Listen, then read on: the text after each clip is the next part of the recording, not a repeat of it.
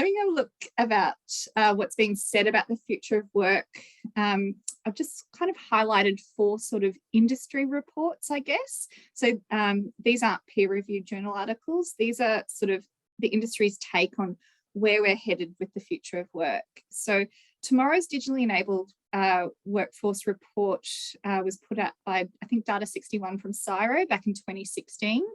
And they really noted that requirements for the future workforce rely on transitions and spoke about 4 potential different scenarios based off the rates of change around task automation and whether our institutional structures would change. So whether we might see more casualized a gig economy or whether we're going to keep our stable kind of workforce, where we're heading there. So yeah, really looking at potential scenarios based on those.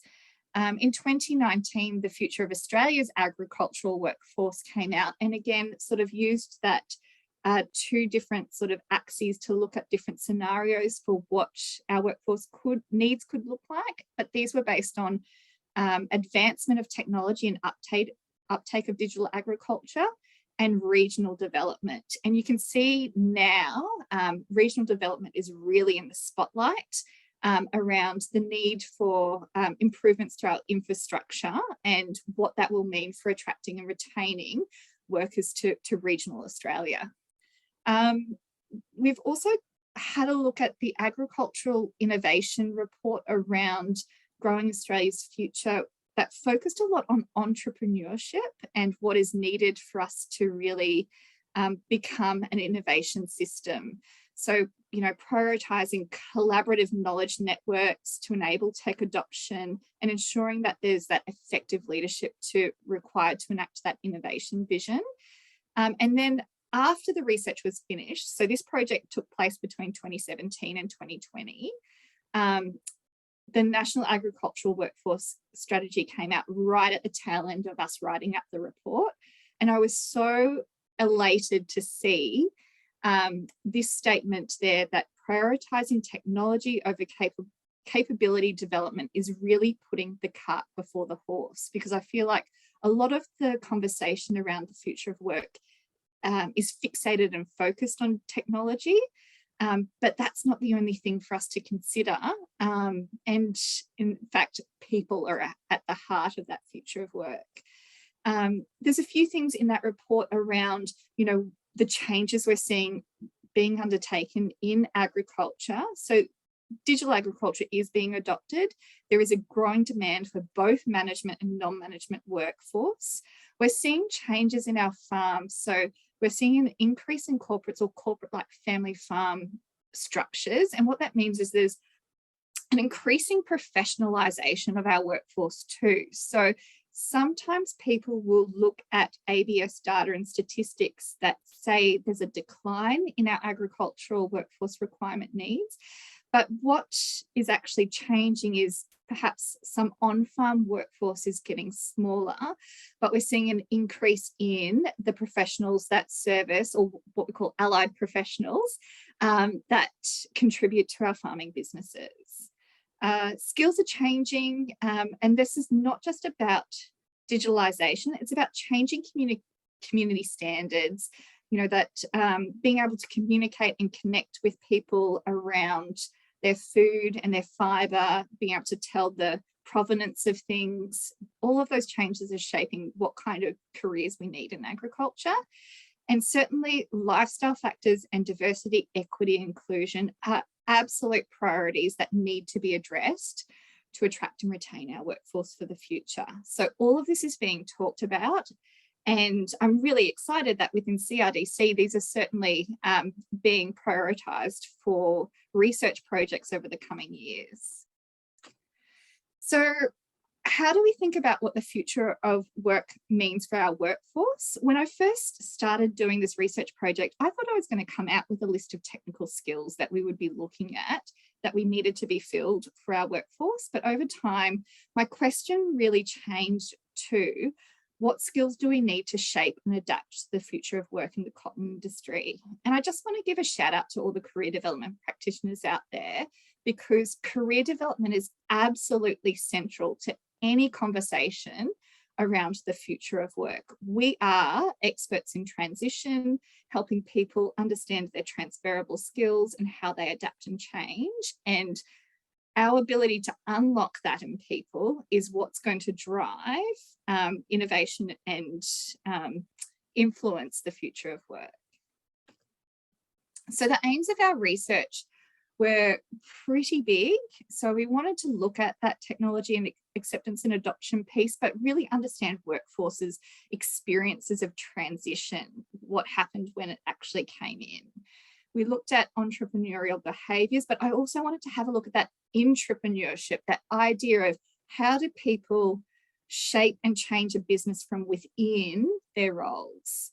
How do knowledge networks work and influence that change? You know, what is influencing attraction, retention and development, and how's this occurring in businesses really at the forefront of things? And then are there any other factors that we haven't considered that pop up in our conversations with people on the ground? It was really important for me for the research to take this from that higher level policy potential of where we're heading to what does this look like boots on the ground? Let's get down to the nitty gritty and unlock some of those, you know, what are the mechanisms that are really important for us to thrive into that future? So our research design, we did do some survey work collaborating with CRDC on their grower practices survey, where we collected some data to look at technology adoption and workforce and trying to have a look at some of those relationships. And then what we did was a series of case studies of people who were doing some different things to really get those stories from people, use thematic analysis to identify factors of interest, and then loop back to the research to see what that might tell us about what we need to be doing or looking at in the future. So we looked at a number of farms. We also looked at an agronomist business who do quite interesting things. And the north of Australia is really important for the future of agriculture too, not just cotton. A lot of other industries are looking at Northern Australia to see if we can unlock potential there as well. So some highlights from the research. There are a lot of really good reasons why people are not moving into digital agriculture. And we need to be aware that it's not just, oh, people are tech averse. So people could be experiencing problems within their business that there isn't actually a technology solution for. So to me, what that tells us is it isn't all about technology. It's about change, transition, adoption, and that's about ideas and not just about digital skills.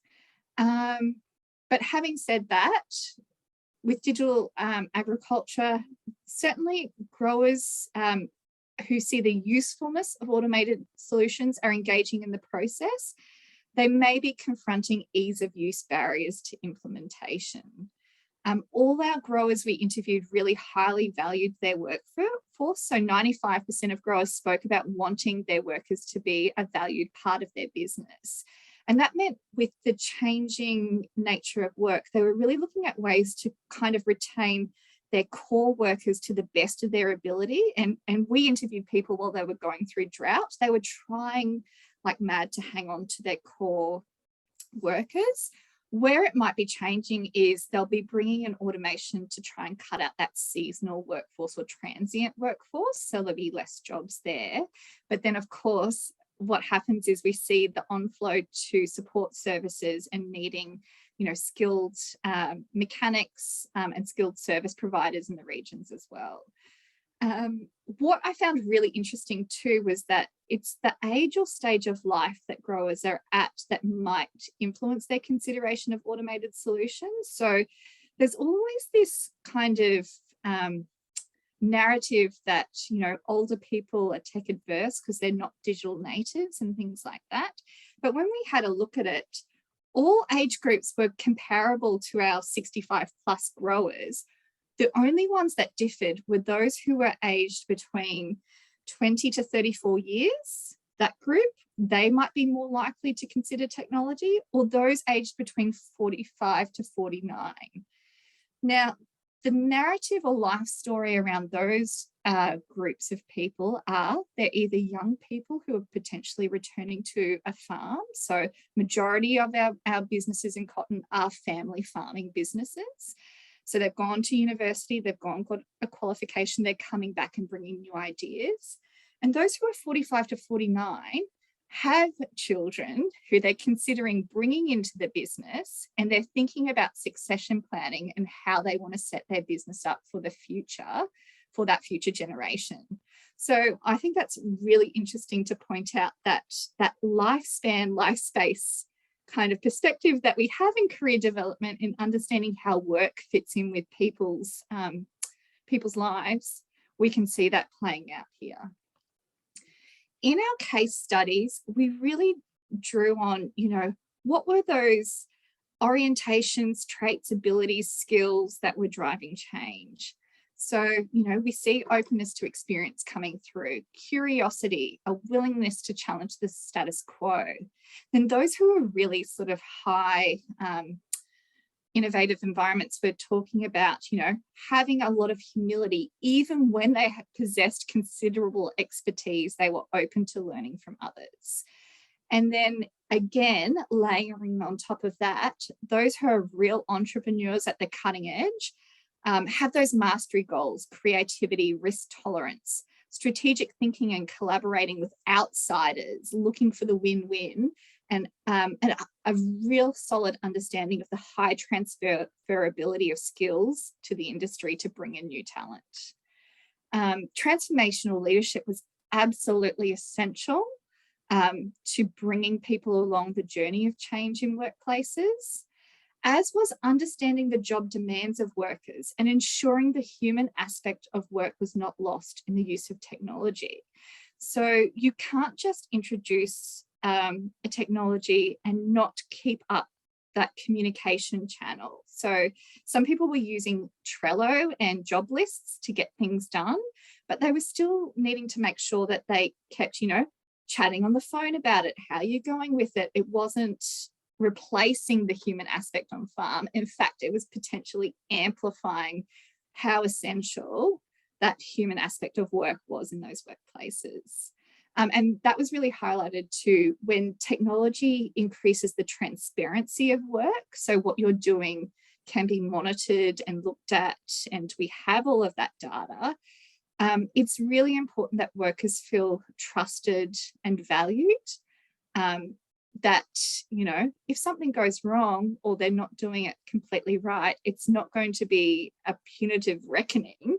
It's going to be support for how can we be working together to do this better. We can see here from these stats, this isn't quite going the way we want it to. So perhaps increasing that level of skill involved with management. And of course, social sustainability and human sustainability, so making sure people were engaged and not getting burnt out, was vital for that development, retention and attraction. And I think that's really important to talk about too when we're talking about businesses that want to be high performance. How do you make sure that you keep that human sustainability aspect of it, because high performance environments can often lead to burnout. I thought I'd highlight this with you guys here too. So we did a bit of a next generation study in the research where we interviewed people who'd been in the role for 5 years or less, or those who had had a significant transition. And the thematic analysis drew out all of these abilities and skills that they used to adjust or to thrive in their new role and what they needed to learn. Now, you could look at a lot of skills reports and probably see these things listed there. I think the value of doing this exercise with the cotton industry, but is now we have quotes from people on the ground talking about how this is part of their everyday experience. What I really hope to do is use that to get buy-in if in our next project we want to look at how do we support people to start thinking about developing these kind of things in their employees and staff. I think it contextualized research, qualitative research is absolutely vital to get that collaborative knowledge to move us forward. So in conclusion, I've really stuck to my 20 minutes, so I'm pretty stoked there. the future of work is never certain. So since we finished in 2020, the drought's broken, work's ramped up, we've had the pandemic, our borders have closed, we've got a whole new set of workforce challenges coming in there. But what is essential is that we support people to stay adaptive, to respond, to think strategically, and to persist in driving our industry forward, and making sure that we are moving towards thriving into the future and not just trying to survive. But yeah, that's pretty much all I wanted to touch on today. The full report is available at the Cotton Research and Development Corporation's Inside Cotton Library. I'm really active on Twitter. Hop on and engage with me there, or there's my email address too if you have any questions. But really keen to have a chat, hear some of your thoughts on some of the things I've presented if it resonates. But yeah, that's kind of it for me. I might stop sharing my screen now, Lizzie. Should I do that? Yeah, super. That would be great. And thank you so much. That's wonderful. I think everyone's been enthralled, and it's just been like, I can't imagine how condensed that is of all that research. But I think there were some really key points that came out of it for me that I think in practice and also in future work that can come out. And there's some lovely comments coming through already. Jennifer saying thrive, not just survive, and Amanda saying really, really interesting research. I'm just going to leave it a beat to see if there are questions and hands going up. Otherwise, I have lots of my own questions as well.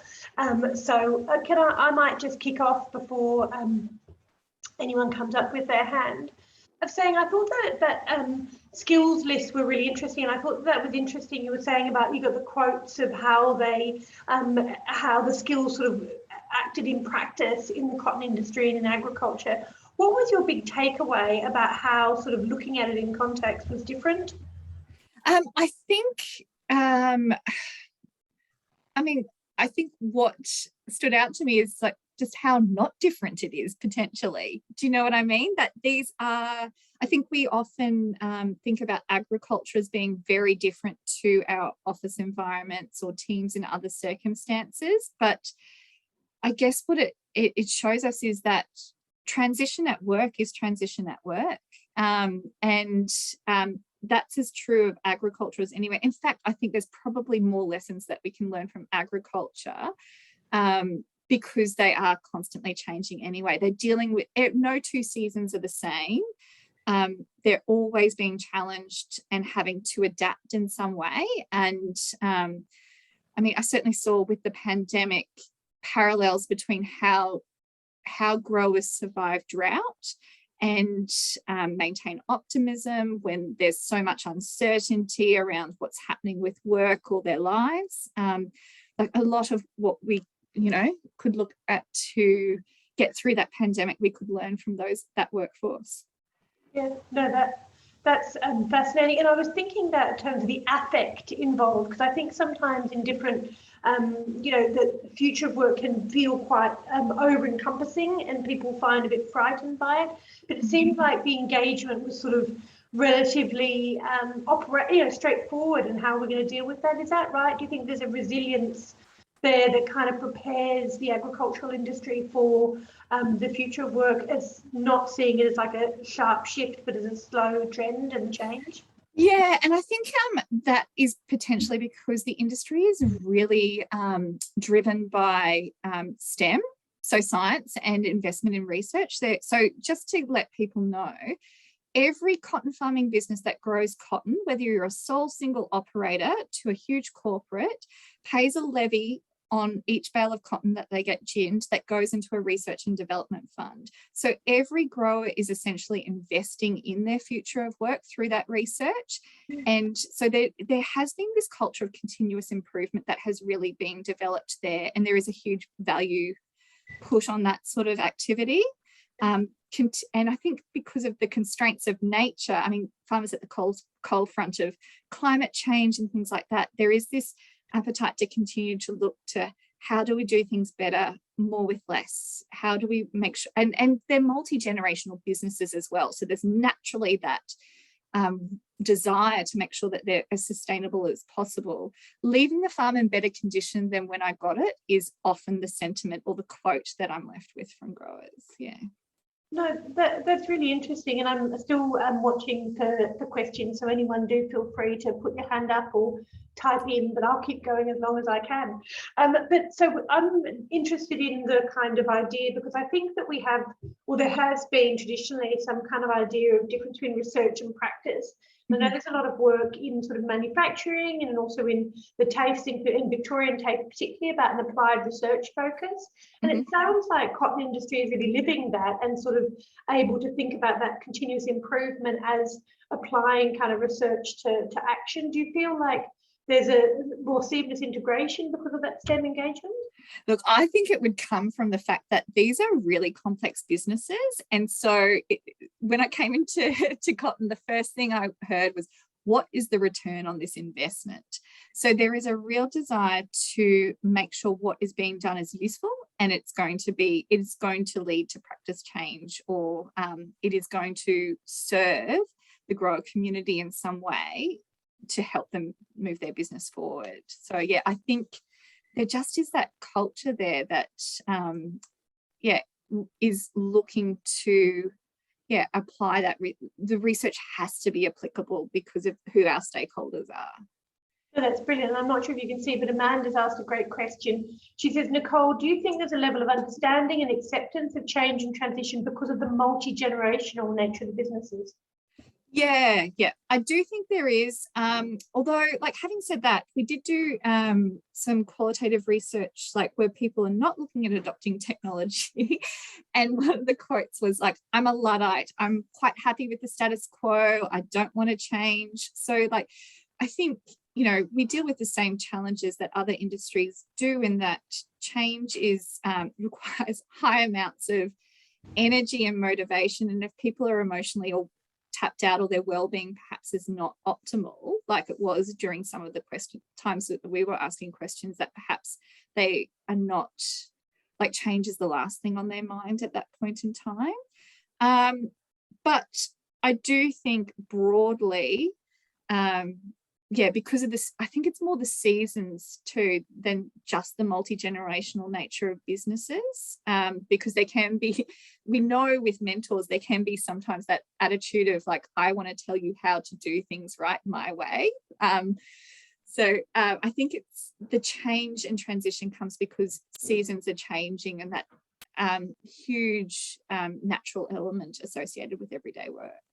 Yeah, it's a lovely kind of summary of it. I think there's always, to do with mentors, particularly if you're related, some good and some bad issues. Can I just ask, we're sort of nearing the end, and I just wondered if you could have like just a couple of key messages. What do you say to us as career practitioners, people, what are the takeaways from this research? I think the takeaway from this research is that I would love to see more career development people collaborating with industry on their workforce development plans. I think often industry are doers, but I think we as career development practitioners absolutely have so much to be able to contribute in this space from a bigger workforce development perspective than just one-on-one with our clients. So I'd love to see more of us entering and doing research. So I know we tend to get very passionate about our practice, but yeah, if people are keen on doing more research, please reach out, because I'd love to see more of us